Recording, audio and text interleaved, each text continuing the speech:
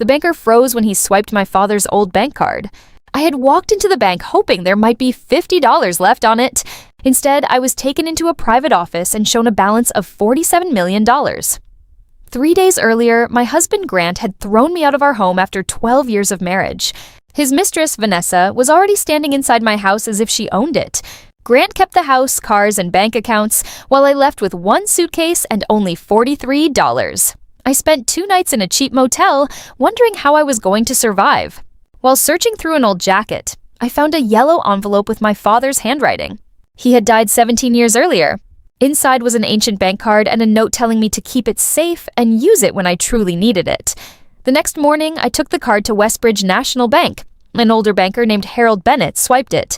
His expression immediately changed. He verified my identity, then turned his computer toward me.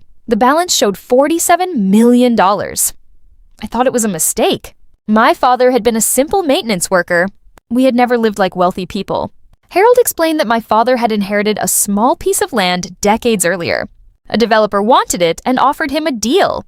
Instead of taking one payment, my father negotiated 5% of all future profits from the development. That land eventually became one of the most valuable commercial areas in the city.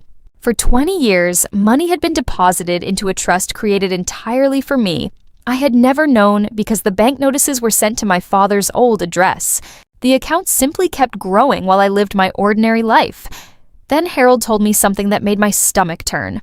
3 months earlier, someone had tried to access information about the account using my identity. 3 months earlier was when Grant had started preparing for our divorce. Suddenly, everything made sense. Grant had hired a private investigator.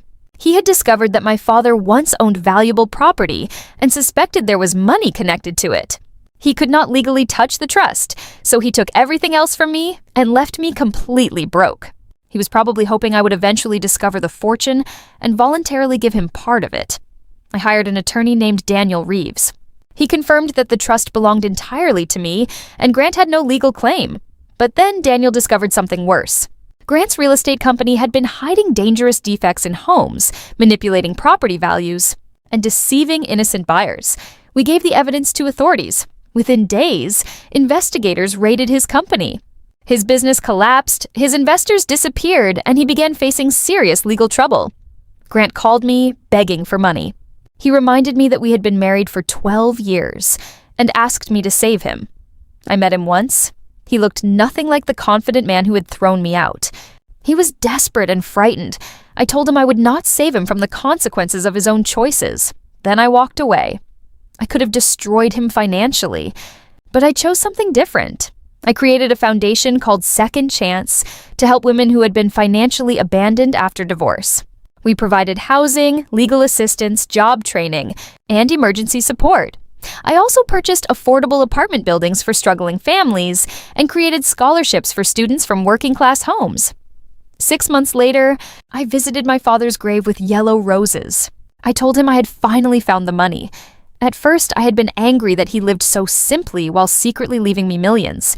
But sitting beside his grave, I finally understood. He had never wanted to teach me how to become rich. He wanted to teach me how to become a good person. The $47 million gave me financial freedom, but my father's lessons gave me something much more valuable. They gave me a purpose. I walked away from his grave, knowing that the greatest revenge was not destroying the people who hurt me. It was becoming someone they could never control again, and that was the real inheritance my father left me. I walked into the bank with my father's old card, hoping to find a few dollars. Instead, the banker froze after swiping it and showed me a balance of $47 million. 3 days earlier, my husband had thrown me out with only $43. My father had secretly placed profits from land he once owned into a trust for me. My husband had suspected the money existed and deliberately left me broke, hoping I would eventually share it. I hired a lawyer, exposed his business fraud, and refused to save him. Instead, I used my father's fortune to help struggling women, provide affordable homes, and fund scholarships. Then I visited my father's grave and finally understood his greatest gift was not the money, but the freedom to choose who I would become.